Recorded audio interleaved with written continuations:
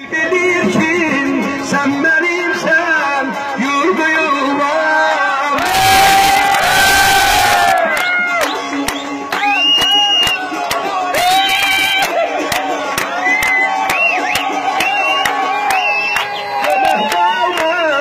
Veterimsen elim dilim Azerbaycan.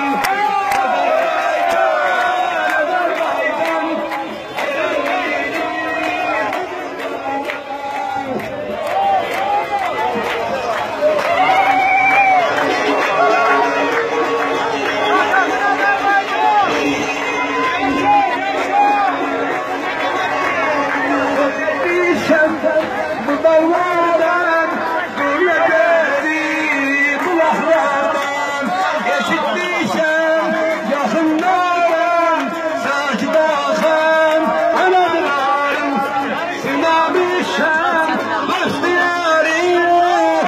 Elim gülüm meskenim sen Azerbaycan. İsmail'in eskinde bir Azerbaycanlı ders vurun hamsa. Benim azanlı mı yere getirelim?